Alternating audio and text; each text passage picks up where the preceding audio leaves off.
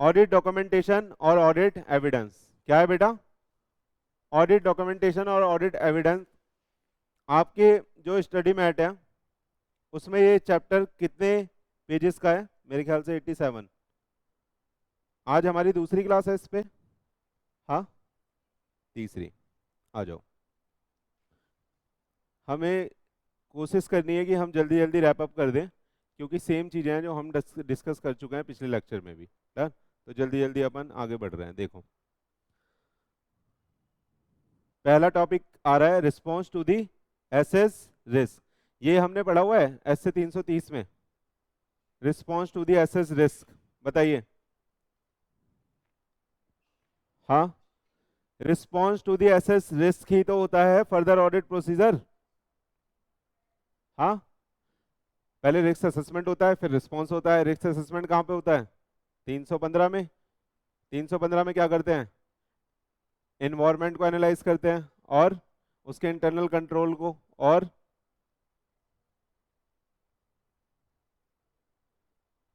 315 में क्या होता है? देखो, आ जाओ, अभी सब याद आ जाएगा। आ जाओ, वही इसी के लिए ये चार्ट बना हुआ है। ऑडिट एंगेजमेंट होता है बेटा हमारा 210 में। उसमें हम क्या करते हैं? प्रिलिमिनरी एंगेजमेंट एक्टिविटी एस से 300 के हिसाब से। और यहाँ पे वैसे 220 भी होना चाहिए, जो हम करते हैं क्वालिटी कंट्रोल। डन। उसके बाद ऑडिट स्ट्रेटेजी बनाते हैं 300 में। फिर डेवलप करते हैं ऑडिट प्लान, वो भी 300 के हिसाब से, जिसमें हम क्या डिसाइड करते हैं? नेचर, टाइमिंग एंड एक्सटेंट किसकी?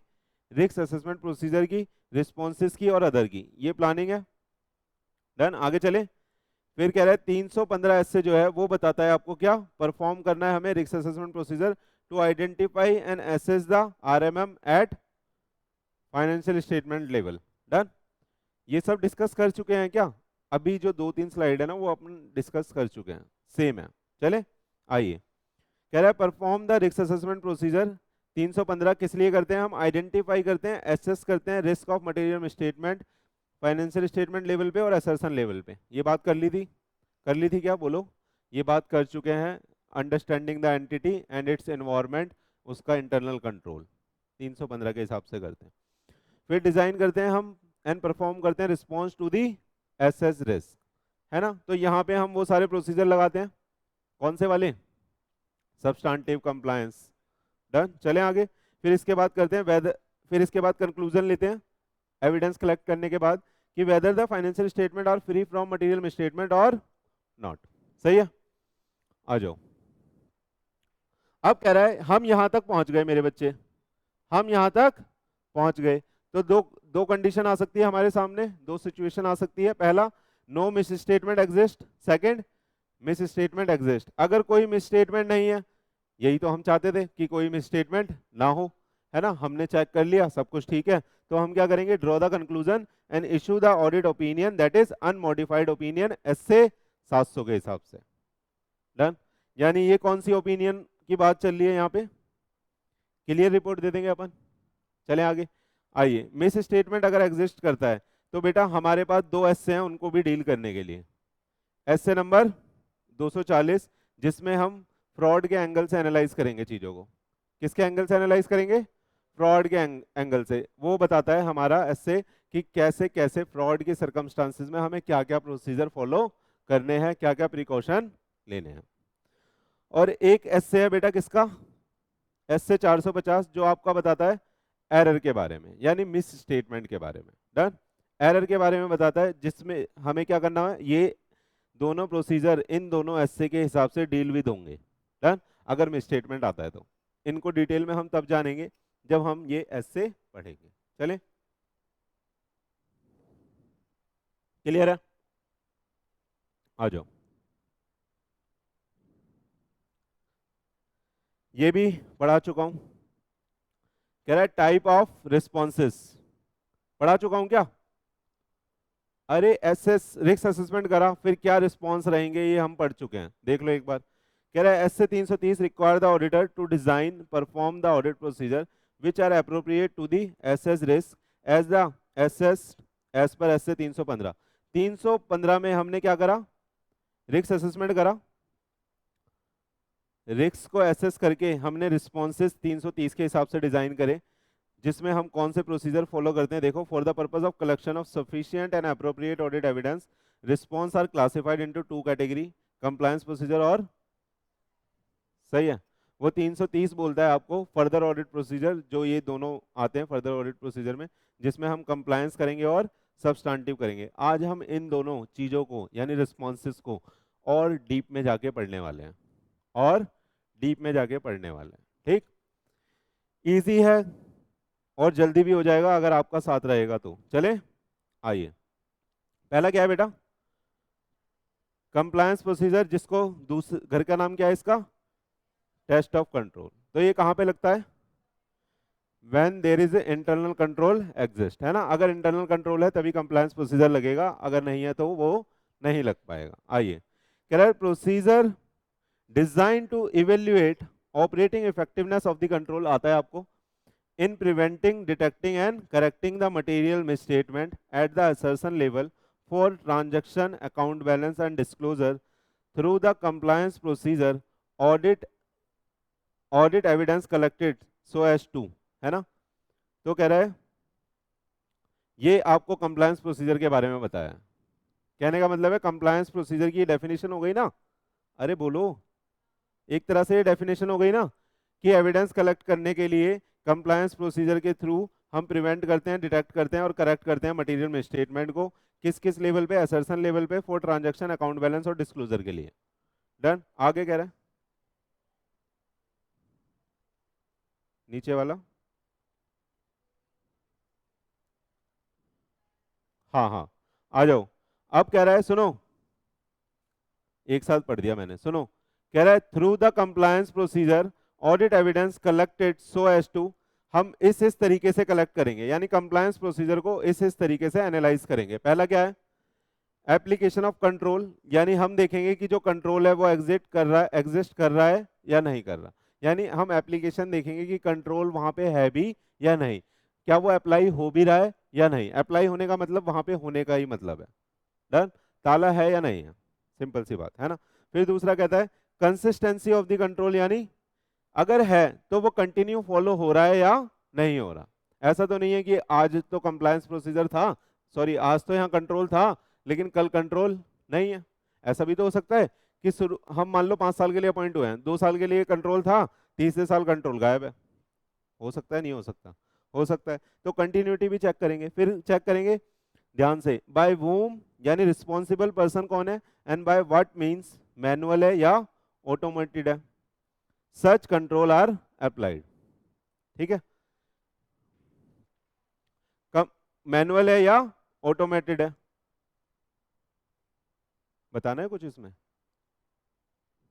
ऑटोमेटेड कंट्रोल वो हो गया ना, अरे जैसे वो आपको मैंने बताया था कि आप कहीं जाते हो मेट्रो में, मेट्रो में कुछ खाना पीना लेते हो, जब वो बिल करता है, एंटर मारता है, तब उसका शटर खुलता है, एक तरह का ऑटोमेटेड कंट्रोल हो गया। मैनुअल नॉर्मल गल्ला हो गया। डन, आया नहीं आया।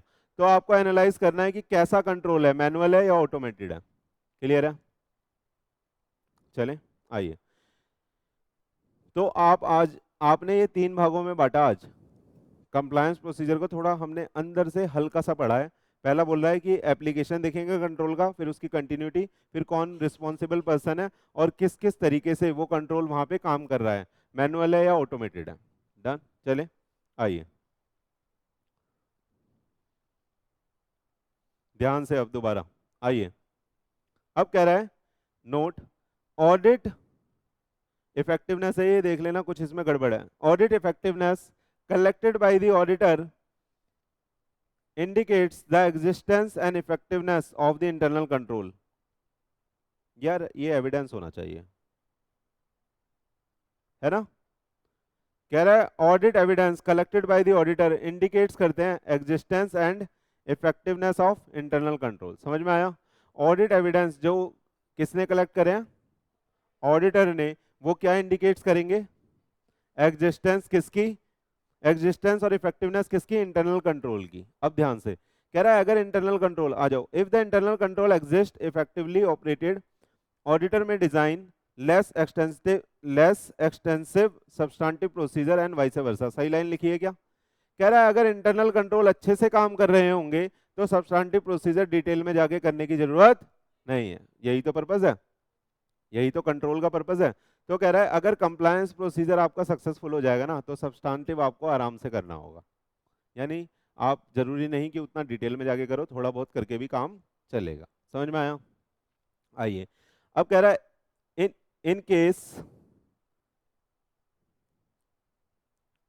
इन case of non existence and deficient internal control, यानी इंटरनल कंट्रोल बढ़िया नहीं है, तो कह रहा है auditor should communicate the weakness so identified to the management या फिर दो चार्ज विद गवर्नेंस। क्या ये दोज चार्ज विद गवर्नेंस, यानी जिसकी अथॉरिटी है वहां पे।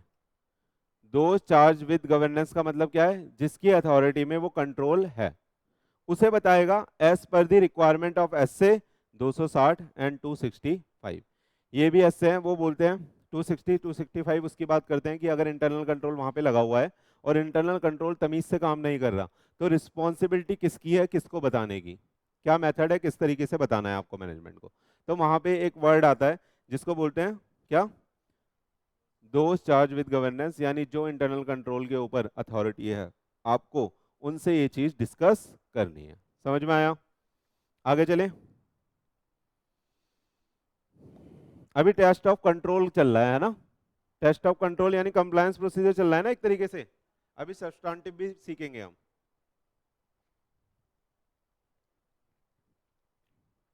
ध्यान से आना। अब कह रहा है स्पेशल कंसिडरेशन देने हैं with respect to test of control, यानी कंप्लायंस प्रोसीजर में भी ऐसे सिनारियो आ सकते हैं जहां पे आपको स्पेशल कंसिडरेशन देने की जरूरत पड़ेगी। जैसे कह रहा है using the audit evidence obtain during the interim period. मैं आपको ये एग्जांपल समझा देता हूं पहले। कह रहा है 1 अप्रैल से हमारा चालू हुआ फाइनेंशियल ईयर, ठीक है, 30 जून तक तो यहाँ पे हमने इवेल्युएट करा था इंटरनल कंट्रोल। यहाँ पे मैनुअल सिस्टम था, यहाँ पे कैसा सिस्टम था, मैनुअल। लेकिन हमारा फाइनेंशियल ईयर यहाँ खत्म होगा 31 मार्च 23 को, ठीक है। बीच में क्या हुआ, यहाँ पे कंप्यूटराइज हो गया सिस्टम। कैसा हो गया, कंप्यूटराइज। तो हमने पहले यहाँ तक एनालाइज करा हुआ था, तो ये हमारा कौन सा पीरियड हो गया मेरे बच्चे, इंटरिम पीरियड। सही है। फाइनल ऑडिट तो हम यहाँ के बाद करने आएंगे ना, मार्च के बाद चीजें फाइनलाइज होगी ना। आ रहा है समझ में, नहीं आ रहा? ये साथ साथ चल रहा था अपना ऑडिट, लेकिन मार्च के बाद फाइनल होगा ऑडिट, जब बुक्स ऑफ अकाउंट हमारे फाइनल होंगे, फाइनेंशियल स्टेटमेंट बनेंगे। तो कह रहा है auditor should obtain the audit evidence as to significant changes subsequent to the interim period. यानी क्या कह रहा है, ऑडिटर को ऑब्टेन करने पड़ेंगे evidences so as to significant changes subsequent to the interim period, यानी इंटरिम पीरियड के बाद जो आपने यहाँ एनालाइज करा था उसके बाद जो सब्सिक्वेंट चेंजेस हुए उनके लिए आपको ऑडिट एविडेंस कलेक्ट करके रखने पड़ेंगे। समझ में आया? कि आपको ये बात लिखनी पड़ेगी कि पहले मैनुअल सिस्टम था, अब कंप्यूटराइज हो गया है, तो उसकी वजह से ये चीजें चेंज हुई हैं। डन। आइए और देखो, इसके साथ ही साथ हमें ये डिटरमाइन करना पड़ेगा कि क्या additional procedure to be perform करने पड़ेंगे, हमें एडिशनल एविडेंस जो हमें कलेक्ट करने पड़ेंगे फॉर द रिमेनिंग पीरियड। अरे पहले तो हमने भाई मैनुअल तरीके से रजिस्टर देखे होंगे, अपने रिकॉर्ड्स रखे होंगे, हमने जो अटेंडेंस शीट होगी उसका हमने रिकॉर्ड लिया होगा, अपनी फाइल में लगाया होगा। आ रहा है या नहीं आ रहा? लेकिन बाद में सिस्टम चेंज हो गया पूरा, हाँ, जज्बात ही बदल गए। यही तो हो रहा है भाई, पहले मैनुअल था अब ऑटोमेटेड है। पहले 10 लोग करके मिलके कर रहे थे, अब एक बंदा ही करता है। टैली में आप एंट्री मारो, खुद ही लेजर बन जाता है, खुद ही बैलेंस शीट बन जाती है। पहले अलग अलग अथॉरिटी थी सबकी, एक बंदा जर्नल पे लगा हुआ था, एक बंदा लेजर पे लगा हुआ था, एक बंदा ट्रायल बैलेंस पे लगा हुआ था, एक बंदा बैलेंस शीट बना रहा था। सिस्टम आया, सिस्टम ने सबको तहस नहस करके रख दिया, वो खुद ही बना देता है सब कुछ। आया या नहीं आया? तो आप कंप्यूटराइज वाले आप ये चेंजेस के भी रिकॉर्ड रखोगे, एविडेंसेस रखोगे, और आपको क्या एडिशनल प्रोसीजर आपको लगाने पड़ेंगे वो भी आप लगाओगे रिमेनिंग पीरियड में। आया या नहीं आया? चलें, तो एडिशनल कंसिडरेशन बताना कब करने होते हैं हमें, जब इंटरिम पीरियड में हमने जो एविडेंसेस कलेक्ट करे थे उसके मेथड में यानी कंपनी का कोई मेथड में कोई तरीके में चेंज आ गया, पहले कंप्यूटर मैनुअल चल रहा था, अब कंप्यूटराइज आ गया, सही है। तो इस तरीके का अगर कोई चीज होगी तो हमें टेस्ट ऑफ कंट्रोल में भी एडिशनल कंसिडरेशन देना पड़ेगा। एडिशनल कंसिडरेशन क्या क्या देना पड़ेगा बताइए, क्या क्या देना पड़ेगा, क्या क्या देना पड़ेगा एडिशनल कंसिडरेशन, सार्थक क्या क्या देना पड़ेगा एडिशनल कंसिडरेशन?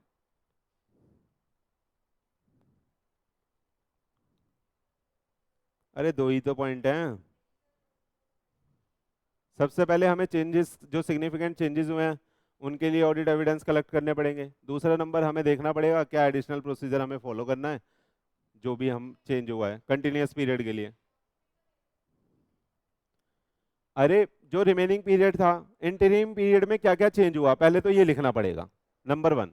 नंबर टू, अब जो रिमेनिंग कंटिन्यूइंग पीरियड है उसके लिए हमें एविडेंस कलेक्ट करने पड़ेंगे। पुराने वाले तो हमने कर ही रखे होंगे मैनुअल तरीके से, और अब नए वाले भी करने पड़ेंगे। आया या नहीं आया? चलें आ जाओ।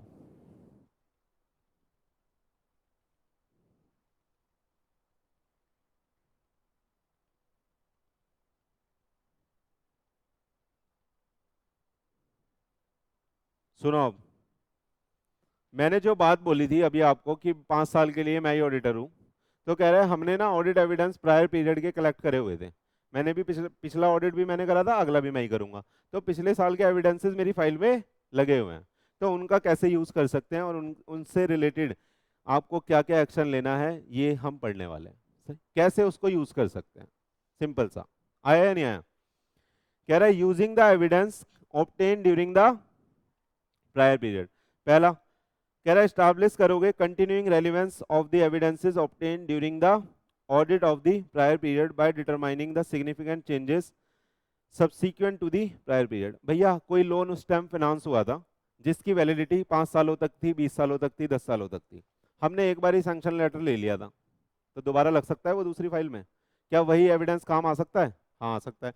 लेकिन कह रहा है प्रायर पीरियड के बाद जो भी चेंजेस हुआ है वो आपको कंसिडर करना पड़ेगा। आ रहा है या नहीं आ रहा? यानी आप क्या मांगोगे सैंक्शन लेटर के साथ साथ, प्लीज सैंक्शन लेटर के साथ साथ आप इस साल का उससे रिपेमेंट शेड्यूल मांग लोगे। आप बोलोगे भैया इस साल का भी रिपेमेंट शेड्यूल दे दो, वहां से हम क्रॉस चेक कर लेंगे। आया या नहीं आया? हाँ। या मान लो कोई वर्किंग कैपिटल फाइनेंस हुई थी, तो इस साल का आप रिन्यूअल मांग लोगे, हर साल वो रिन्यू होती है। आप बोलोगे भैया रिन्यूअल लेटर लेटर दिखा दो मेरे को। डन। सैंक्शन लेटर पिछले साल का और रिन्यूअल लेटर इस साल का, तो वो सफिशिएंट एविडेंस बन जाएगा इस साल के लिए। चले आइए, आइए।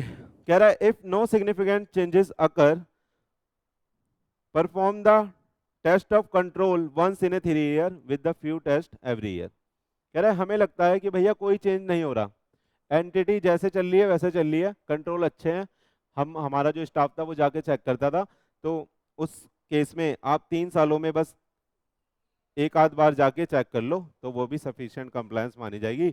लेकिन आपको ये मेक श्योर करना पड़ेगा कि जो वहाँ पे कंट्रोल्स हैं वो इफेक्टिवनेस के साथ, एफिशिएंसी के साथ ऑपरेट कर रहे हैं। सही है। तो ये कब लगेगा? 3 साल में एक बार। ये कब लगेगा?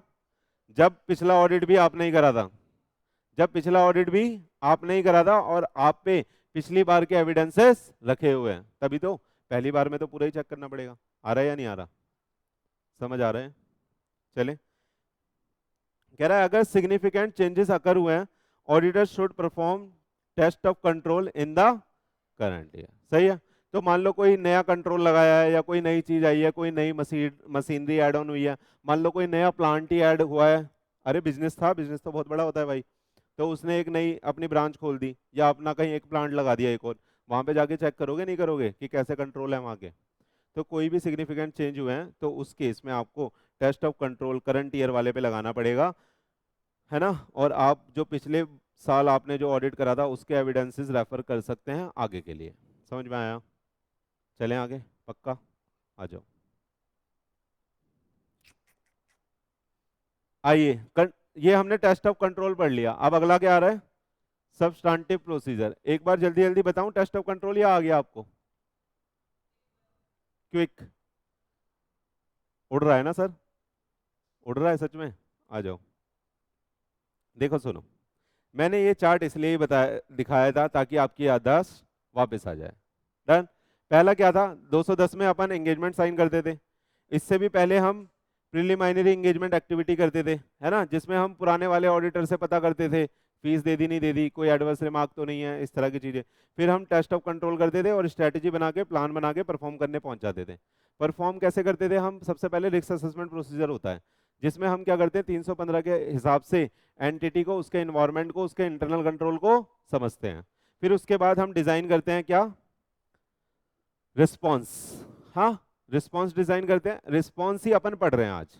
रिस्पॉन्स क्या होता है, या तो कंप्लायंस प्रोसीजर डिजाइन करोगे या सब्सटेंटिव प्रोसीजर डिजाइन करोगे। ठीक है, यहाँ पे अगर आपको मिसस्टेटमेंट तब भी रह जाता है तो आप ये फ्रॉड और एरर वाले एसए को भी कंसिडर करोगे, उसके बाद रिपोर्टिंग दोगे। अगर कोई मिसस्टेटमेंट नहीं रहती तो क्लियर रिपोर्ट मिल जाएगी।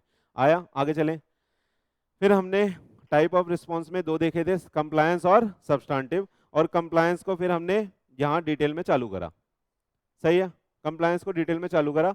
और इसमें हमने क्या सीखा कि ये एक ऐसा प्रोसीजर है जो तब डिजाइन करा जाता है जब इंटरनल कंट्रोल की इफेक्टिवनेस होती है और एग्जिस्टेंस होती है। डन।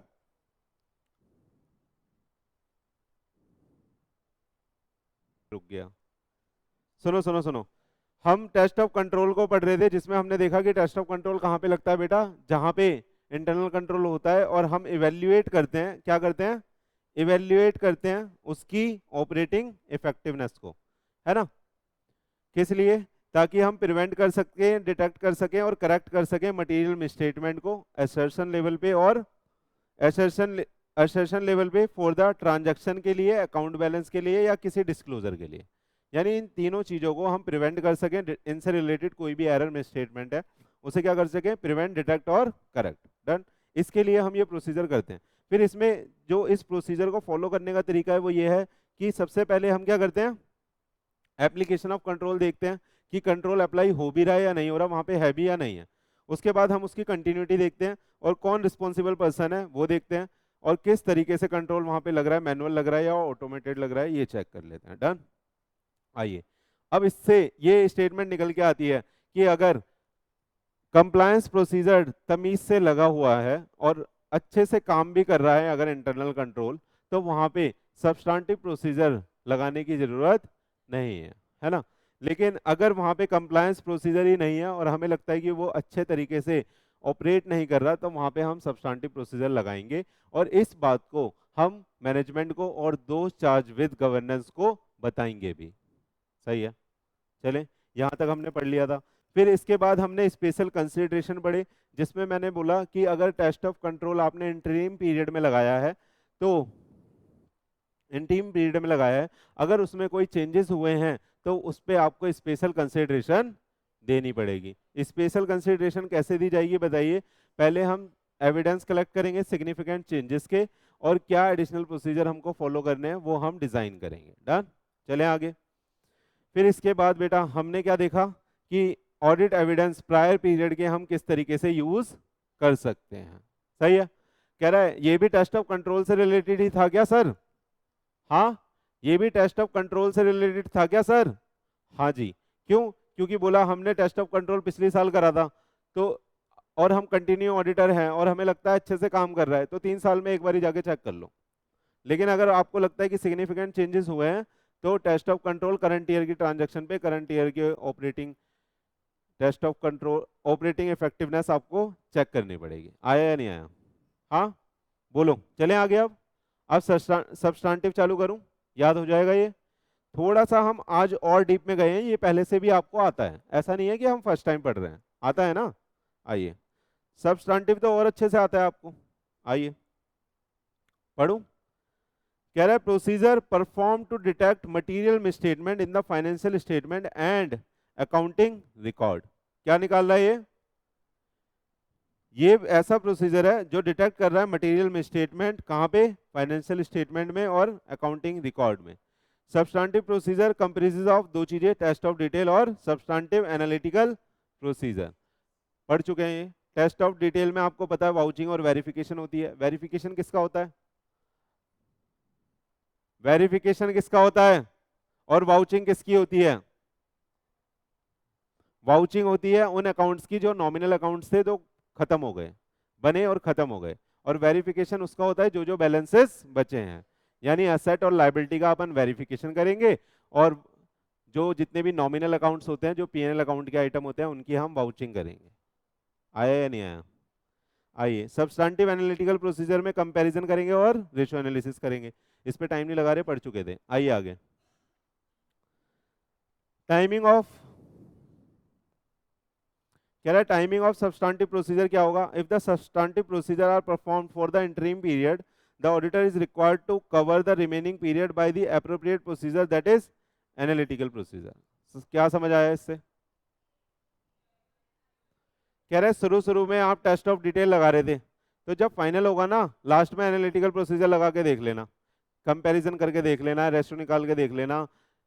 समझ आ रहा है आपको? टेस्ट ऑफ डिटेल तो आपने लगा लिया, डिटेल तो ठीक है, अब आपको इसका एनालिटिकल प्रोसीजर भी लगाना पड़ेगा। तो लास्ट में जब इंटीरियम पीरियड में आपने टेस्ट ऑफ डिटेल लगाया, तो सिर्फ उससे काम नहीं चलेगा, बाद में क्या लगाना पड़ेगा आपको? एनालिटिकल प्रोसीजर भी लगा के चेक करना पड़ेगा, क्या जीपी रेशो ठीक आ रहा है, क्या असेट ठीक आ रही है, क्या असेट से टर्नओवर का रेशो मैच, मतलब ठीक आ रहा है पिछले साल के अकॉर्डिंग, आ रहा है या नहीं आ रहा। जितने भी आप जो भी चीजें आप एनालाइज करोगे, उसे कंपेयर करोगे पिछले साल से, क्या उसके हिसाब से चीजें ठीक हैं, क्या कहीं पे मटेरियल चेंज तो नहीं हुआ? हाँ नहीं, ऐसा जरूरी नहीं है। अब आप कहीं पहुंचे, वहां कंट्रोल ही नहीं था, वहां एक भी कंट्रोल एग्जिस्ट नहीं करता, क्या लगाओगे? सीधा सब्सटैंटिव, सीधा सब्सटैंटिव। क्यों नहीं कलेक्ट करने होते? कलेक्ट करने होते हैं मैडम। आ रहा है ना नीचे, ये रहा, आ जाओ। अब कह रहा है स्पेशल कंसिडरेशन, भैया इसके भी स्पेशल कंसिडरेशन है, देख लो, इजी इजी है। कह रहा है यू बाय यूजिंग है, ये बाय यूजिंग, बाय, क्या लिखा हुआ है ये, सुनो सुनो, इतना काट दो आप स्पेशल कंसिडरेशन ये बोल रहा है जब आप एक्सटर्नल कंफर्मेशन मंगाते हो मेरे बच्चे, ये क्या है? ईसी का मतलब एक्सटर्नल कंफर्मेशन रिक्वेस्ट। हम, अरे ये सब्सटैंटिव प्रोसीजर में ही होता है ना, बोलो। क्या कर रहे हैं अपन? टेस्ट ऑफ डिटेल कर रहे हैं। हमने मैनेजमेंट से तो पूछ लिया, मैनेजमेंट ने बताया, अच्छी बात है, नहीं बता रहा तो हम क्या करेंगे मेरे बच्चे? एक्सटर्नल कंफर्मेशन मंगाएंगे। तो हमने क्या भेजी है? External confirmation request. कह रहा है यूज करेंगे हम एक्सटर्नल कंफर्मेशन रिक्वेस्ट को as the substantive procedure so as to obtain the sufficient and appropriated audit evidence with respect to the assertion being examined। समझ में आया? तो ये एक तरह का एडिशनल कंसिडरेशन है, क्या? ईसी। ईसी बोले तो एक्सटर्नल कंफर्मेशन, ये इसका स्पेशल कंसिडरेशन है। कैसे हुआ ये स्पेशल कंसिडरेशन? सर हमने पहले डाटा मांगा, उन्होंने दे दिया, हमें ठीक नहीं लग रहा या वो दे नहीं रहे, पहली चीज हमें ठीक नहीं लग रहा, दूसरी चीज या वो दे नहीं रहे, तो हम बाहर से मांगेंगे डाटा, तो ये एडिशनल कंसिडरेशन हो गया ना। आ रहा है या नहीं आ रहा समझ में? External confirmation. अब कह रहा है ये बहुत इंपॉर्टेंट है, क्वेश्चन बन के आएगा कि जब आप एक्सटर्नल कंफर्मेशन रिक्वेस्ट डिजाइन कर रहे हो तो आपको क्या क्या फैक्टर माइंड में रखने हैं? क्या क्वेश्चन बन के आएगा? फाइनल में भी आता है ये क्वेश्चन कई बार, तो बहुत इंपॉर्टेंट है ये। क्या कह रहा है? while using the external confirmation request auditor should consider the following factors। Question क्या बन के आएगा बताना? जब आप एक्सटर्नल कंफर्मेशन रिक्वेस्ट भेज रहे हो तो क्या क्या फैक्टर एक ऑडिटर को अपने माइंड में रखने हैं। चले, जो जो मैं बोलता हूं वो आप ध्यान से पढ़ेंगे प्लीज, बाकी भी पढ़ना है, इसका मतलब ये नहीं है बाकी छोड़ देना है। आइए, सबसे पहले ध्यान से, सबसे पहले कह रहा है knowledge of the confirming party of the information to be confirm. अरे किससे कंफर्म कराना है? सबसे पहले तो उसकी नॉलेज लोगे। डेटर है भैया, कौन सा डेटर है? एबीसी लिमिटेड है, एक्सवाईजेड लिमिटेड है, कोई प्रोप्राइटरशिप है, कोई फर्म है कौन? समझ में आया? तो सबसे पहले हम नॉलेज लेंगे of the confirming party of the information to be confirm, यानी जिससे हमें अपनी इंफॉर्मेशन को कंफर्म कराना है उसकी नॉलेज लेंगे। कहाँ पे इसका ऑफिस है, किस तरीके से इससे बात हो सकती है, फोन पे हो सकती है या ईमेल करना पड़ेगा, रिक्वेस्ट कैसे भेजें, किसको भेजें, इस तरह की हम नॉलेज लेंगे। फिर कह रहा है एबिलिटी और willingness of the confirming party to respond और to provide the requested information. कह रहा है आप सामने वाले की एबिलिटी देखोगे, कहीं ऐसी तो फर्म नहीं है अब वो अनपढ़ी हो, आपने एक्सटर्नल कंफर्मेशन भेजी, उसने निकाली, उसमें चने धरे, और फिर ऐसे ऐसे करके एक्सटर्नल कंफर्मेशन भेज दी डस्टबिन में, मिल जाएगी। तो आपको देखना पड़ेगा उसकी एबिलिटी और विलिंगनेस कंफर्मिंग पार्टी की, कि वो रिस्पॉन्ड करेगा भी, वो प्रोवाइड करेगा भी रिक्वेस्टेड इंफॉर्मेशन या नहीं। ठीक है, तो ये कैसे चेक करोगे? ये बात करके किसी को भेज सकते हो, किसी से बात कर सकते हो, अपने जो जिस कंपनी का ऑडिट कर रहे हो उस मैनेजमेंट से बात कर सकते हो कि भैया इस वाले डाटा से हमारी बात करवाओ। आ रहा है या नहीं आ रहा? आ रहा है या नहीं आ रहा? कह रहा है ऑब्जेक्टिविटी भी चेक करोगे आप कंफर्मिंग पार्टी की। ऐसा तो नहीं है कंफर्मिंग पार्टी रिलेटेड पार्टी हो उसकी, वो बोल दे भैया साइन, तुमने यहाँ से एक्सटर्नल कंफर्मेशन रिक्वेस्ट भेजी, उधर से मैनेजमेंट ने फोन मारा, साइन करके भेज देना। हो सकता है ऐसा? हो सकता है। तो उसकी ऑब्जेक्टिविटी भी चेक करोगे कि वो रिलायबल है भी या नहीं, कहीं ऐसा आदमी तो नहीं है मैनेजमेंट का ही आदमी हो वो भी। सही है, समझ में आ रहा है? तो ये बिल्कुल ध्यान रखेंगे, क्योंकि लिखते वक्त आपको याद नहीं आएगा। आप कुछ भी इसमें उल्टा सीधा लिख के आओगे, आपको पॉइंट्स याद नहीं आएंगे, इसलिए याद करने हैं बच्चे। क्या याद करना है? कौन कौन से फैक्टर्स एक ऑडिटर को माइंड में रखने हैं जब वो एक्सटर्नल कंफर्मेशन रिक्वेस्ट भेज रहा है। मैं पूरा नाम बार बार इसलिए ले रहा हूँ कि जब आप नोट्स पढ़ो तो आपको याद आ जाए। यहाँ शॉर्ट फॉर्म में लिखा है। चलें आगे, चलें चलें चलें। एक्सटर्नल कंफर्मेशन समझ में आया? एक्सटर्नल कंफर्मेशन एक तरह का क्या है हमारा? एडिशनल स्पेशल कंसिडरेशन है। जब हमें मैनेजमेंट से सब्सटेंटिव प्रोसीजर हम मैनेजमेंट के थ्रू नहीं लगा पाते, तो हम स्पेशल कंसिडरेशन देकर एक्सटर्नल कंफर्मेशन रिक्वेस्ट डिजाइन करके भेजते हैं और वहां से सब्सटेंटिव प्रोसीजर लगाते हैं और डिटेल निकालते हैं। आया या नहीं आया? हाँ, चलें आइए।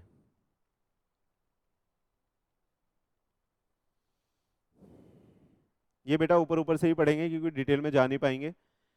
ये ऐसे अपने अलग अलग ऐसे हैं, क्योंकि आ जाओ। कह रहा है substantive procedure with respect to the significant risk, यानी कुछ सिग्निफिकेंट रिस्क है, जैसे फ्रॉड। फ्रॉड भी एक तरह का रिस्क ही है ना, कि भैया यहाँ पे फ्रॉड हो सकता है, ज्यादा कैश की ट्रांजैक्शन हो रही है तो फ्रॉड है। फ्रॉड एक तरह का रिस्क है।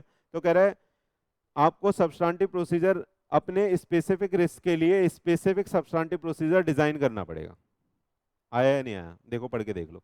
कह रहा है auditors should design and perform substantive procedure with respect to the specific risk, ठीक है, that are responsive in the nature, for example risks related to related party transaction। मैंने एक टीम भेजी है, मैंने पहले तो ये सिग्निफिकेंट रिस्क आइडेंटिफाई करें, इनके लिए मैंने अलग टीम अपॉइंट कर दी। तो ये मेरा एक तरीके से स्पेशल कंसिडरेशन हो गया। बोलो, ये हो गया ना स्पेसिफिक रिस्क के लिए स्पेसिफिक सब्सटेंटिव प्रोसीजर हो गया। मैंने एक अलग बंदा ही हायर कर लिया, मैंने एक अलग बंदा ही हायर कर लिया। मैडम देखना एक बार, मैंने एक अलग बंदा ही हायर कर लिया कि अलग टीम ही भेज दी कि भैया आप क्या करो मेरे बच्चे, आप क्या करो कि ये रिस्की एरिया है, इन पे ठीक से एनालाइज करो, यानी इनको स्पेसिफिक जाके इनको ही चेक करो। तो कह रहा है आपको ऑडिटर को डिजाइन करना पड़ेगा, परफॉर्म करना पड़ेगा substantive procedure with respect to the specific risk. चले आया? फॉर एग्जाम्पल जैसे कि risk related to related party transaction, RP transaction बोले तो, ठीक है। तो कह रहा है परफॉर्म करना पड़ेगा procedure as describe by S से 550। और जो सुनो प्लीज, जो ये स्पेसिफिक रिस्क है मेरे बच्चे, इनके लिए ना अलग से एस से बने हुए हैं, इनके लिए अलग से एस से बने हुए हैं। अलग से एस से ने बोला हुआ है कि आपको इस तरीके से ये प्रोसीजर फॉलो करके यहाँ से आइडेंटिफाई करना है कि क्या पॉसिबल वहां पे एरर हो सकती है या मिसस्टेटमेंट हो सकता है। देखिए कह रहा है रिस्क रिलेटेड टू फ्रॉड, तो वहां पे क्या फॉलो करोगे? एस से 240 परफॉर्म करोगे प्रोसीजर जो प्रेस्क्राइब करें हैं यहाँ पे।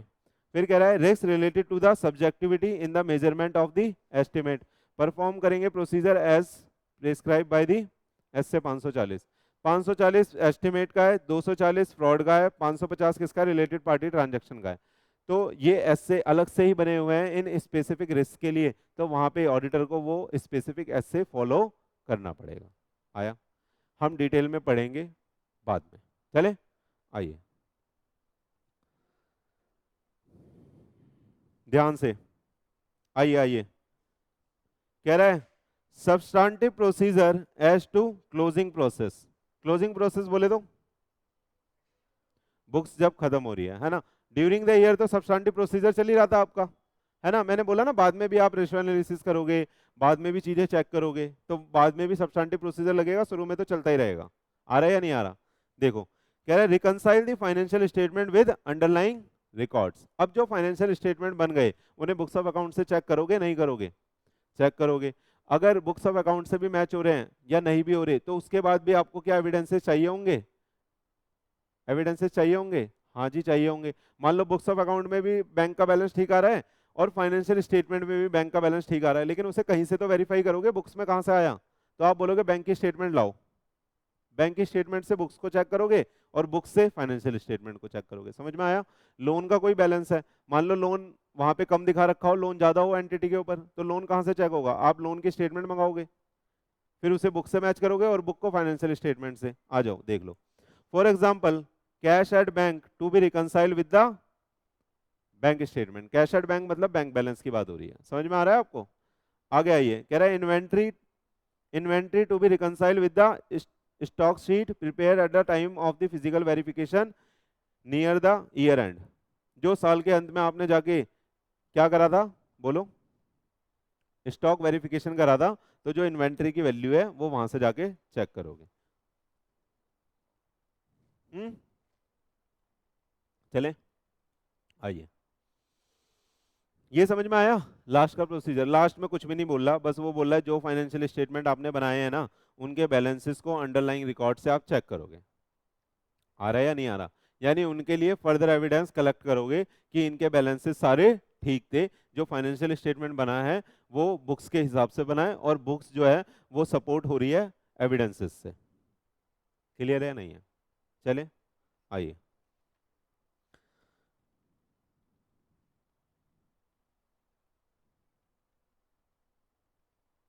अब लास्ट में हम इन दोनों प्रोसीजर को करने के बाद अपना रिजल्ट डिसाइड करेंगे, result of responses of assess risk. क्या हमें सफिशिएंट और अप्रोप्रिएट ऑडिट एविडेंस ऑब्टेन हो गए? क्या हमें सफिशिएंट और अप्रोप्रिएट ऑडिट एविडेंस ऑब्टेन हो गए? अगर हाँ तो ड्रॉ कर दो कंक्लूजन एंड इशू कर दो अपनी opinion in the form of audit report. सही है, यानी क्लियर रिपोर्ट दे सकते हो। आ रहा है या नहीं आ रहा?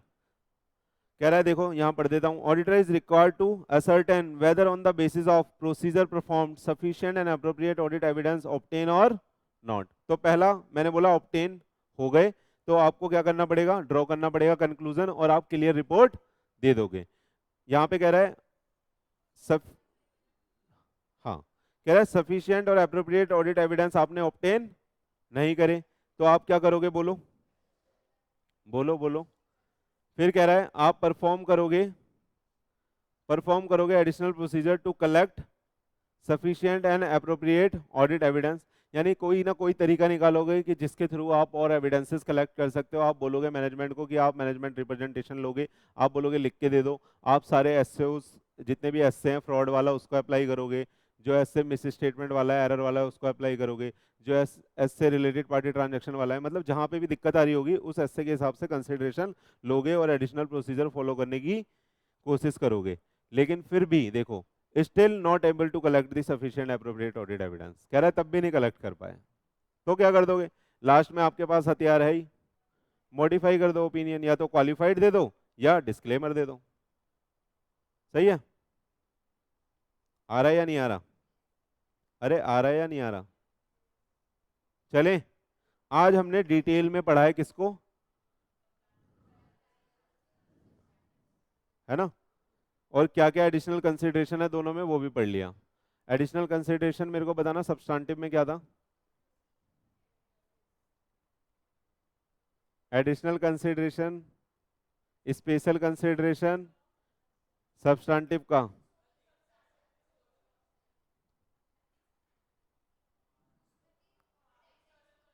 External confirmation. चलो मेरे को बताओ एक्सटर्नल कंफर्मेशन डिजाइन करते वक्त ऑडिटर को क्या क्या माइंड में रखना चाहिए? कंफर्मिंग पार्टी कौन है, किससे मंगाओगे? दूसरा ऑब्जेक्टिविटी लास्ट में था, बीच वाला एबिलिटी। सही है, चलें आगे, मजा आ रहा है? पक्का? आ जाओ ना, पढ़ाई क्या है, खत्म हो रहा है देखो, बस 3 पेज है। चलो 2 सेकंड, 2 सेकंड का ब्रेक है।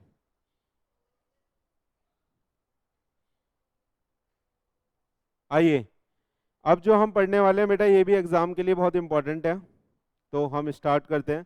हमने क्या पढ़ा अभी? एक्सटर्नल कंफर्मेशन के बारे में, उसी के बारे में कुछ कुछ है। आइए, meaning and type of confirmation request. सही है। कंफर्मेशन रिक्वेस्ट का मीनिंग तो आपको पता ही है। एक्सटर्नल कंफर्मेशन जो हम बाहर से ऑब्टेन करते हैं जब हमें एविडेंस नहीं मिल पाते मैनेजमेंट से। देखिए, external confirmation are the audit evidence obtain as direct written response from a third party in paper form और इलेक्ट्रॉनिक फॉर्म। दो तरह की होती है confirmation, are the two types, ध्यान से समझना इसको। पहला क्या है? पॉजिटिव कंफर्मेशन रिक्वेस्ट, और दूसरा क्या है? Negative confirmation request. सही है।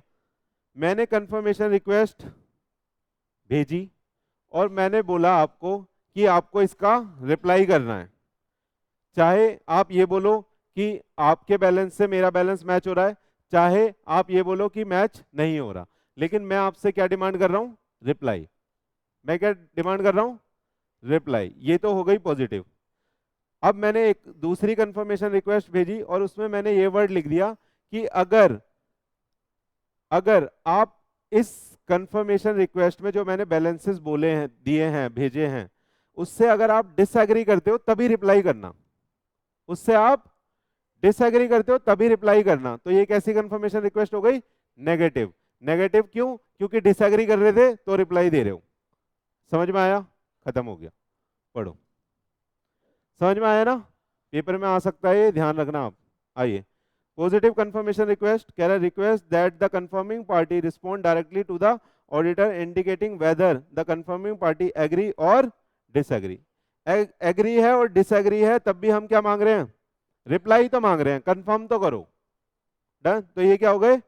Positive confirmation request. और प्रोवाइड द रिक्वेस्टेड इंफॉर्मेशन। सही है। आगे पढ़िए, नेगेटिव में पढ़िए एक बारी। कहता है negative confirmation request that confirming party respond to the auditor only when it disagree with the information। यानी वो तभी रिप्लाई करेगी सामने वाली पार्टी जब वो इंफॉर्मेशन से डिसएग्री करती होगी। अरे हमने कोई डेटर का बैलेंस भेजा और हमने बोला भैया हमारे हिसाब से क्लोजिंग बैलेंस 50,000 रुपये आ रहा है, तो आप अगर इससे डिसएग्री करते हो तब आप हमें रिप्लाई करो। ये क्या हो गई? नेगेटिव। और हमने भेजा और बोला भैया आप इसे कंफर्म करो, यस और नो। ये क्या हो गई? पॉजिटिव। आ रहा है समझ में? पक्का? आइए, अब देखना ध्यान से, आगे ये भी आएगा कि कब नेगेटिव यूज कर सकते हैं, कब ये प्रिफरेबल है और कब ये प्रिफरेबल है। आप दिमाग लगाओ,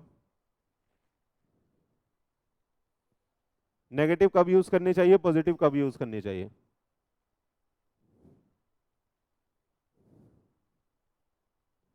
अपने दिमाग से सोचो, कॉमन सेंस से बस।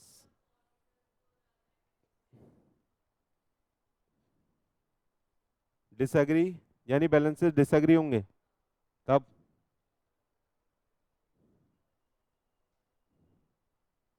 इल्जाम विल्जाम कहाँ लग रहे हैं आपको? तो बैलेंसेस वेरीफाई करने हैं।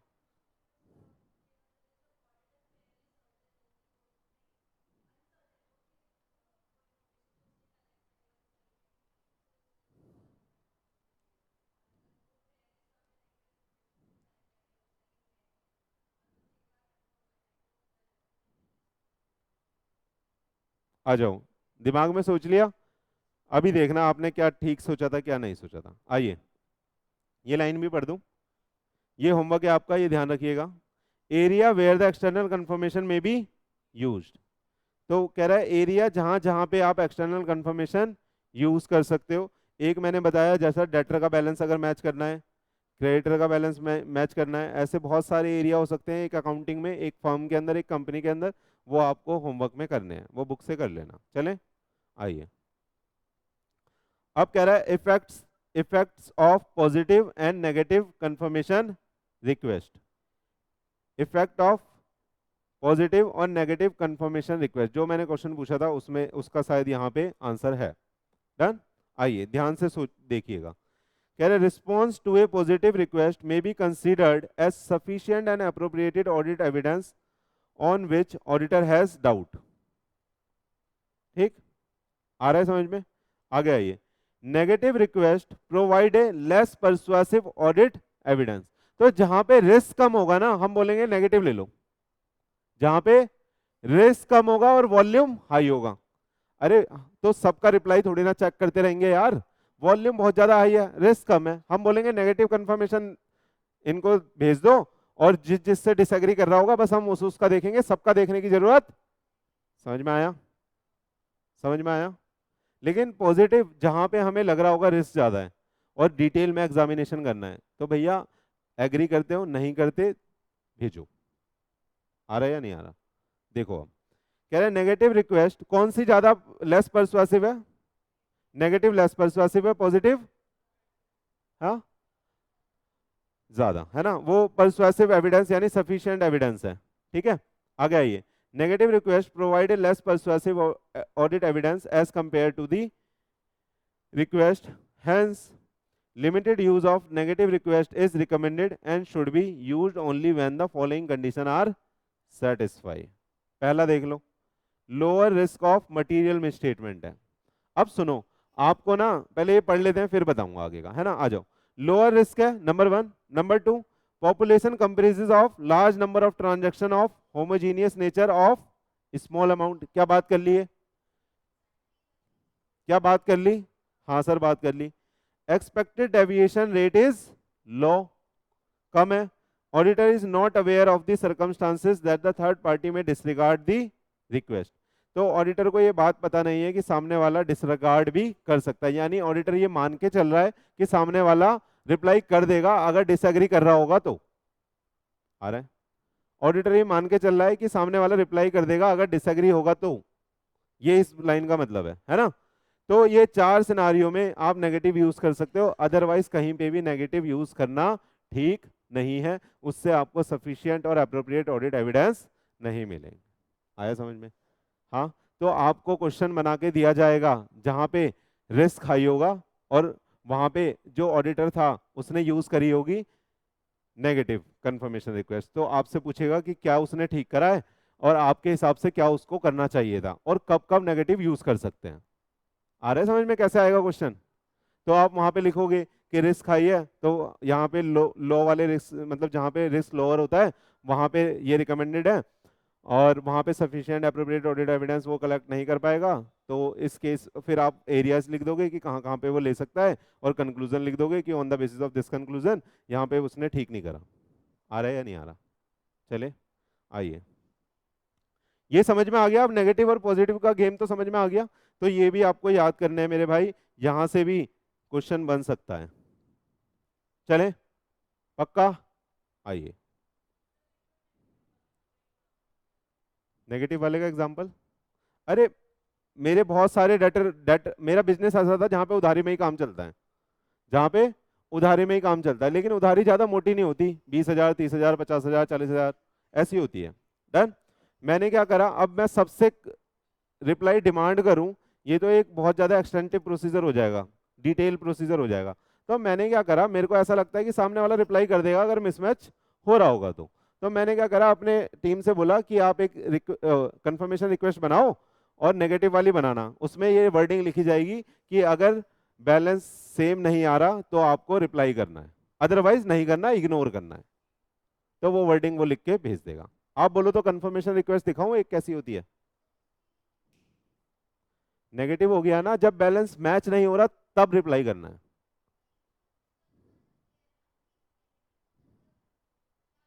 नेगेटिव का मतलब, नेगेटिव वर्ड है जिस नाम से इसको जान रहे हैं, नेगेटिव कंफर्मेशन रिक्वेस्ट, जब बैलेंस मैच नहीं करेगा तब उसको बोलना है, इसलिए इसका नाम रखा है नेगेटिव। हाँ,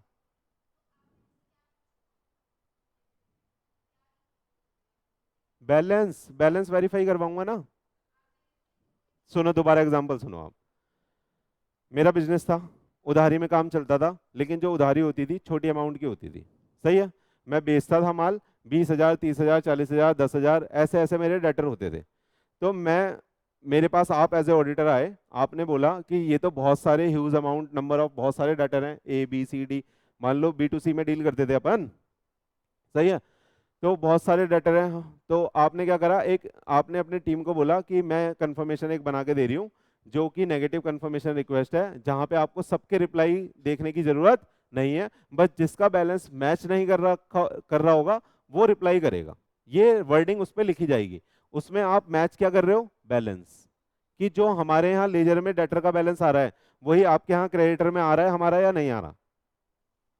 समझ में आया?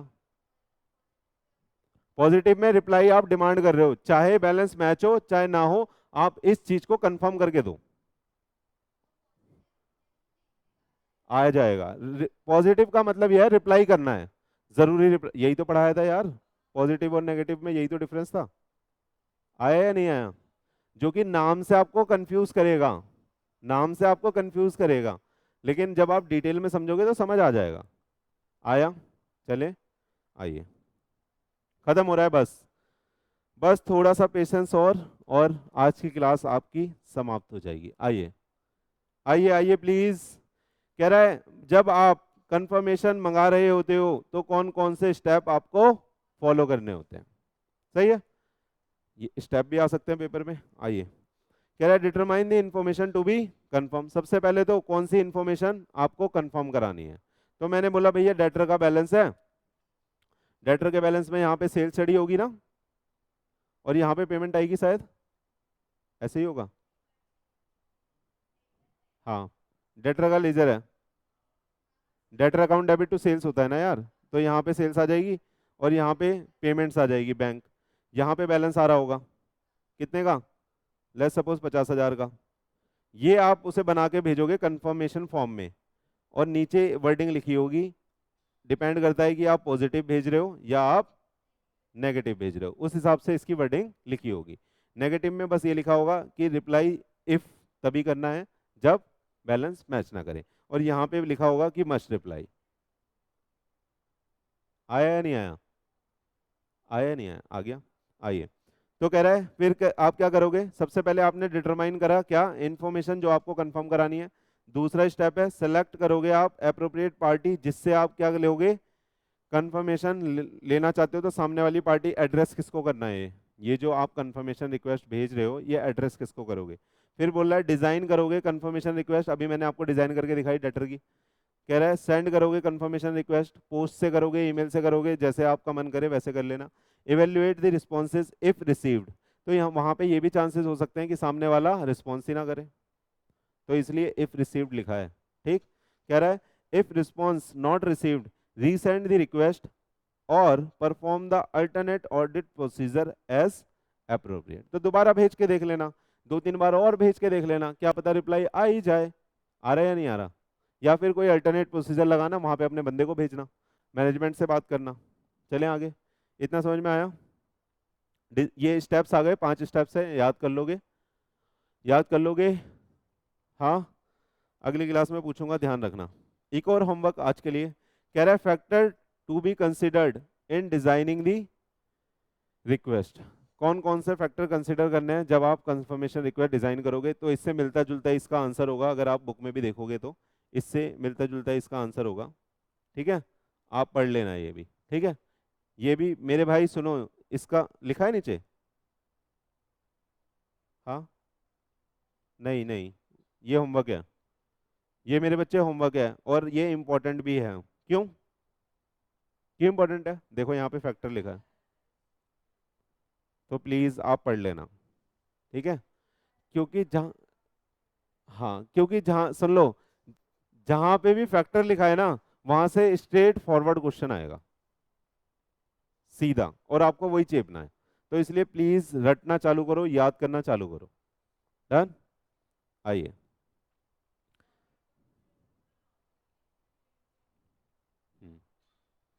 केस स्टडी बेस आएगा, आपको ऑडिटर ऐसा सिनारियो बना के देंगे जैसे आपको ये फील होने लगेगा आप ऑडिट पे ही बैठे हो।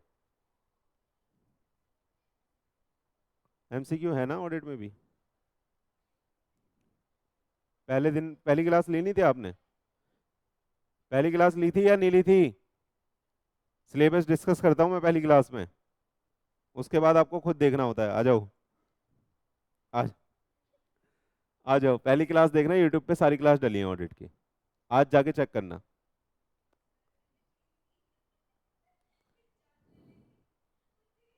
सुन लो प्लीज, अब ये लास्ट फ्लो चार्ट है, हमने कोई कंफर्मेशन रिक्वेस्ट मांगी है तो उसके साथ क्या क्या हैपनिंग नॉन हैपनिंग हो सकती है, उसका ये चार्ट है, समझ लेते हैं, बहुत इजी है। और इसके बाद छुट्टी। चले, चलो।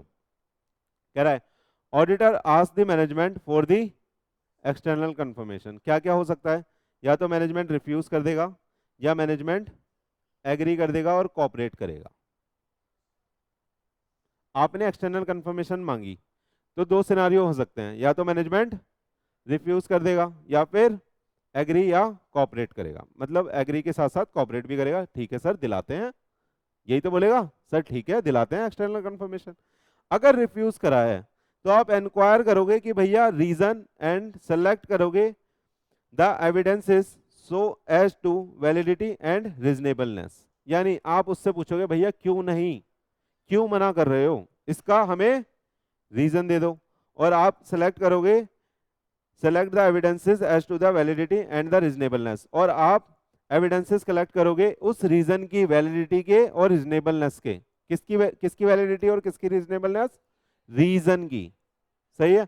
वो आप एविडेंस करोगे, यानी आप वो एविडेंस कलेक्ट करोगे कि इस रीजन की वजह से हमने एक्सटर्नल कंफर्मेशन नहीं ली थी या हमें मना कर दी गई थी। आइए, सेटिस्फैक्टरी अगर रीजन मिला है तो आप कहोगे चलो ठीक है मत दिलाओ, हम कोई दूसरे प्रोसीजर से इसका पता लगा लेते हैं, सही है। तो आप क्या करोगे, परफॉर्म करोगे अल्टरनेटिव ऑडिट प्रोसीजर।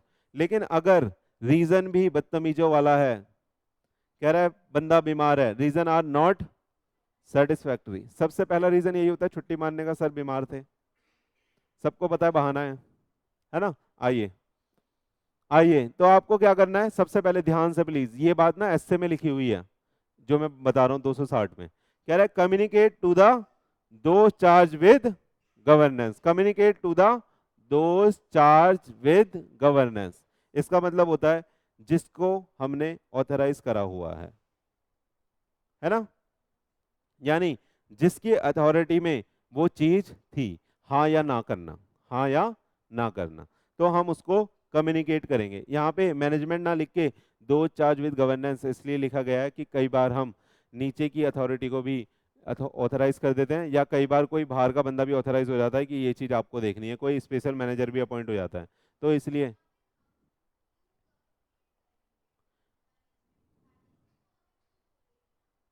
सुनो, हमने मैनेजमेंट से बोला कि एक्सटर्नल कंफर्मेशन दे दो, ठीक है, मैनेजमेंट ने हमें मना कर दिया, मैनेज ने हमने रीजन मांगा, रीजन हमें सेटिस्फैक्टरी नहीं लगा, ये बात भी तो बतानी पड़ेगी कि रीजन मेरे को सेटिस्फैक्टरी नहीं लगा। तो आप कम्युनिकेट करोगे दो चार्ज विद गवर्नेंस, यानी जिसके हाथ में वो वाला काम होगा, आ रहा है या नहीं आ रहा, जो उसकी प्राइम रिस्पॉन्सिबिलिटी लेता होगा। फिर उसके बाद क्या करोगे, इवेल्युएट करोगे, evaluate its impact on the other audit procedure and the audit opinion. अच्छा, ये बात ही है जो ऐसे 260 में लिखी हुई है, ये मेन बात है उसकी। दो ही चीज वहां पे लिखी हुई है कि कम्युनिकेट करना है आपको दो चार्ज विद गवर्नेंस के साथ, और आपको उसका इम्पैक्ट देखना है कहाँ पे, बोलो, अपने ऑडिट प्रोसीजर के ऊपर और ओवरऑल ओपिनियन के ऊपर। हो सकता है कि आपकी उसी कंफर्मेशन की वजह से आपकी पूरी ओपिनियन चेंज हो जाए, हो सकता है कि वो बैलेंस 20 करोड़ का हो, 200 करोड़ का हो, और वो आपको चेक ही नहीं करने दिया जा रहा, तो हो सकता है कि वो फेक फेक डेटर हो। अरे सुनो ना, आपने सत्यम का नाम तो सुना था, क्या हुआ था उसमें, हाँ, एक लिमिटेशन होती है अकाउंटिंग की, क्या होती है वो, विंडो ड्रेसिंग। विंडो ड्रेसिंग क्या होता है उसमें, उसमें बुक्स की विंडो ड्रेसिंग करी जाती है, यानी सेल होती है 10 रुपए की, वहां पे दिखाई जाती है 1000 रुपए की, सेल होती है 1 करोड़ की, वहां पे दिखाते हैं 1000 करोड़ की। तो वहां पे जो जितने भी आप दिमाग लगाओ, वहां पे जितने भी डेटर होते हैं सब फेक होते होंगे। अब वो डेटर का बैलेंस आप चेक कर रहे हो और आप कंफर्मेशन मांगना चाह रहे हो, कोई कंफर्मेशन ही नहीं मिल रही, तो आपका दिमाग चलेगा नहीं चलेगा कि हो सकता है कि फेक सेल हो ये। अरे आप ऑडिटर हो भाई, सीए हो, आप दिमाग चलाओगे इतना, पूरा का पूरा दिमाग चलेगा, दौड़ेगा। अभी आप फाइनल भी पढ़ लोगे ना तो अपने आप दिमाग दौड़ेगा कि डेटर, अच्छा डेटर में घपला है यानी कि सेल में घपला है, समझ आ रहा है आपको? फिर आप कम्युनिकेट करोगे और अपनी कैसी ओपिनियन दोगे? क्लियर कहोगे बहुत बढ़िया, तथास्तु, क्या बोलोगे? हाँ, आप वहां पे या तो डिस्क्लेमर दोगे या क्वालिफाई कर दोगे। आया समझ में? क्या इधर का हिस्सा समझ में आया क्या? आगे आगे चले, अब आ जाओ प्लीज प्लीज। अब इधर क्या हो रहा है मैडम? कह रहा है मैनेजमेंट एग्री कर दिया और कोऑपरेट कर रहा है आपके साथ। इस बार मैनेजमेंट अच्छा आदमी है, कह रहा है ठीक है भाई साहब हम दिलाते हैं। अब कह रहा है रिप्लाई रिसीव ही नहीं हुआ आपको, आपने रिक्वेस्ट भेजी वहां से रिप्लाई नहीं आया। ऐसा भी तो हो सकता है, मैनेजमेंट तो कोऑपरेट कर रहा था, बंदा ही कोऑपरेट नहीं कर रहा जो डाटर है। तो बोला परफॉर्म अल्टरनेट ऑडिट प्रोसीजर। और क्या करोगे आप फिर? सफिशिएंट एप्रोप्रिएट ऑडिट एविडेंस अगर ऑब्टेन तब भी नहीं कर पाए, तब भी कर दिए तो बहुत अच्छी बात है, क्लियर ओपिनियन दे देना, क्लियर रिपोर्ट दे देना, अनमोडिफाइड रिपोर्ट दे देना, आ रहा है या नहीं आ रहा? लेकिन आप तब भी नहीं कर पाए तो आप मॉडिफाई करोगे अपनी ओपिनियन को। आ रहा है आपको समझ में? सारी की सारी कहानी कहाँ पे जा रही है? हमारे ओवरऑल ऑब्जेक्टिव पे जो ओपिनियन देना है वहां पे कहानी जा रही है। ठीक है, तो उसके अकॉर्डिंग आपको डील करना है। अब आ जाओ, कह रहा है इस बार रिप्लाई रिसीव हो गया। इस बार क्या हुआ? इस बार मैनेजमेंट भी अच्छा और डेटर भी अच्छा, डेटर भी अच्छा, रिस्पॉन्सिबल है, रिप्लाई दे रहा है, पढ़ा लिखा इंसान है। हो सकता है इधर वाला अनपढ़ हो, ऐसा भी तो हो सकता है इधर वाला अनपढ़ इंसान है, आपने भेजा, पूरा मैनेजमेंट उसका अनपढ़ है, कहाँ से देगा वो? आया या नहीं आया? अगली बार देखो, इस बार रिप्लाई रिसीव हुआ, आगे आइए प्लीज ध्यान से। तो ये चीजें हो सकती हैं। थर्ड पार्टी ने एग्री कर दिया, जो आपने बैलेंस भेजा थर्ड पार्टी बोल रहा है मेरा भी बैलेंस यही आ रहा है। ठीक है, consider it as a sufficient and appropriate audit evidence unless doubt arises. उसने सिर्फ साइन करके भेज दिया, अपना लेजर नहीं लगाया उधर से। अगर सिर्फ साइन करके भेजा है, उसने अपना लेजर नहीं लगाया, अरे हाँ, उसने भी हमारा क्रेडिटर में बनाया होगा ना, हेड क्रेडिटर में मेंटेन करा होगा। डन। तो अगर उसने लेजर लगा के भेजा है, साइन वाइन मार के भेजा है, तो वो बढ़िया एविडेंस हो गया, तब तो आप मान लोगे। लेकिन अगर उसने सिर्फ आपके वाले पे ही हाँ लिख के भेज दिया, हाँ ठीक है इतना ही आ रहा है, तो वहां पे भी डाउट अराइज हो सकता है। तो इसलिए यहाँ पे ये बात लिखी हुई है अनलेस डाउट अराइजेस। समझ में आया? तो कह रहा है अगर उसने एग्री कर दिया तो वो सफिशिएंट एप्रोप्रिएट ऑडिट एविडेंस हो जाएगा और आप उसके बेसिस पे अपनी बढ़िया बढ़िया ओपिनियन दे सकते हो। आगे आइए, थर्ड पार्टी डिसएग्री कर रही है, बोलिए जो तेरा बैलेंस है वो मेरा नहीं है ना? आइए, तो इंक्वायर करो further to identify the instances of misstatement. ऐसे कितने इंस्टेंसेस हैं जहां पे मिस स्टेटमेंट आ रहा है? ऐसे कितने लेटर हैं? क्या पूरे के पूरे बुक्स ही तो मिसमैच नहीं है? आपने यहाँ यानी बस आपने बुक एंट्री करी हुई है, गलत एंट्री करी हुई है, वहां पे तो बैलेंसेस आ ही नहीं रहे, यानी ट्रांजैक्शन हो नहीं रही। अरे समझ में? ट्रांजैक्शन हो रही है, इसका एविडेंस ये हो जाएगा कि यहाँ पे भी एंट्री हो रही है, वहां पे भी एंट्री हो रही है, यानी बैंक में ट्रांजैक्शन चल रही है। ऐसा भी तो हो सकता है बैंक की सिर्फ एंट्री मार रखी हो, ट्रांजैक्शन ही ना हो रही हो। तो आप ऐसे इंस्टांसेस को आइडेंटिफाई करोगे, फिर उसके बेसिस पे अपनी ओपिनियन दोगे, देखोगे कि सफिशिएंट अप्रोप्रिएट है या नहीं है, क्या उसका फर्क पड़ रहा है मेरी ओपिनियन पे, उसके हिसाब से आप ओपिनियन दे दोगे। आगे आइए, कह रहा है रिप्लाई तो आया लेकिन डाउटफुल आया, तो वो इसमें ही कवर हो गया, doubt arises, perform additional procedure to resolve the doubt. तो पहले आप डाउट रिजॉल्व करो, सही है? यानी उसने रिप्लाई तो कर दिया लेकिन उसने बोल दिया कि एक 25,000 की ट्रांजैक्शन है, वो मैंने अप्रैल में ली हुई है, आपके यहाँ वो मार्च में आ रही है। ऐसा हो सकता है, रिकंसिलेशन का पार्ट बन रही हो वो, तो आप उससे रिकंसिलेशन मांग लोगे, रिकंसिलेशन से सॉल्व हो जाएगा तो बढ़िया है। अगर रिकंसिलेशन से सॉल्व नहीं हो रहा तो आपका डाउट आ जाएगा वहां पे, तो फिर उसके बेसिस पे ओपिनियन दे देना। आइए, कह रहा है no non reliable reply. Reply तो आया, गाली लिख के भेज दी उसने, अरे मजाक कर रहा हूँ, उन्होंने रिप्लाई करा लेकिन ठीक से नहीं करा, आप उस पर रिलाई नहीं कर सकते, ना किसी के साइन हो रहे, ना कोई स्टैंप लग रही, ना नीचे किसी को ऑथराइज करा हुआ। सही है? तो क्या होगा? Evaluate its effect on the audit procedure and audit opinion. सीधी सी बात यह है, जो भी रिप्लाई आया है आपको उसका इम्पैक्ट देखना है कि आपकी ओपिनियन पे और प्रोसीजर पे क्या पड़ रहा है। ठीक है, अगर आप उससे आपके प्रोसीजर चेंज हो रहे हैं, ओपिनियन चेंज हो रही है, तो वो आपको बतानी है और अपनी ओपिनियन उस हिसाब से देनी है। समझ में आया? चलो, तो आज आप बेटा एक्सटर्नल कंफर्मेशन बहुत अच्छे से समझ गए, उसके बारे में आपने सब पढ़ लिया। एक्सटर्नल कंफर्मेशन में आपने पॉजिटिव नेगेटिव दोनों पढ़ लिया, नेगेटिव कब कब भेज सकते हैं ये पढ़ लिया, पॉजिटिव को सफिशिएंट मानते हैं या लेस परसुएसिव किसको मानते हैं ये पढ़ लिया। उसके साथ साथ आपने test of control, substantive procedure detail में पढ़ लिया। ठीक है, आज के लिए इतना ही रखते हैं, बाकी का हम करेंगे बेटा नेक्स्ट क्लास में। Thank you. ठीक है।